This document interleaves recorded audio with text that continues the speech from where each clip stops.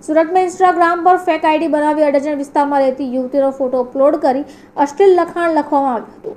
જોકે યુવતીએ ID delete કરી દેતા યુવાને બીજા એકાઉન્ટ પરથી પોતાની અલગ આઈડી બનાવી દીધી. પોતાની સાથે કેમ વાત નથી કરતી તેવા મેસેજ કરનાર યુવાન વિરુદ્ધ યુવતીએ આખરે અડાજણ પોલીસ સ્ટેશનમાં ફરિયાદ નોંધાવી દીધી છે. સુરતમાં સતત સાયબર ક્રાઇમની ઘટના બની રહી છે. આ કેસ અંગે મળતી માહિતી પ્રમાણે સુરતના અડાજણ વિસ્તારમાં રહેતી યુવતીને ઇન્સ્ટાગ્રામ પર 3-1 મહિના પહેલા હાઈનો મેસેજ આવ્યો હતો.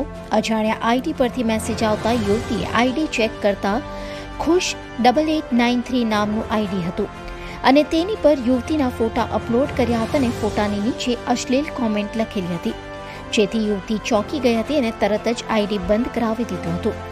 જોકે તેના બીજા દિવસે ફેક આઈડી બનાવનારી યુવતીને ફરી એકવાર ઇન્સ્ટાગ્રામ પર મેસેજ કર્યો હતો કે ભલે તું આ આઈડી બંધ કરાવી દીધું, હું તારા નામનું બીજું ખોટું આઈડી બનાવીશ.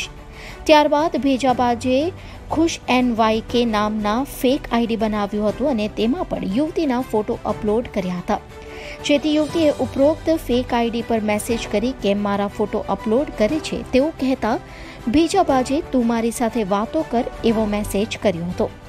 ફેક આઈડી બનાવી પોતાના ફોટો અપલોડ કરનારથી ત્રસ્ત યુવતીએ આ અંગેની જાણ માતાને કરી હતી અને ત્યારબાદ સાયબર ક્રાઇમમાં અરજી આપી હતી, જેના આધારે અડાજણ પોલીસે આ યુવતીની ફરિયાદ લઈને આ મામલાને ગુનો નોંધી તપાસ હાથ ધરી છે. બ્યુરો રિપોર્ટ, ચેનલ આઈ વિટનેસ ન્યૂઝ, સુરત.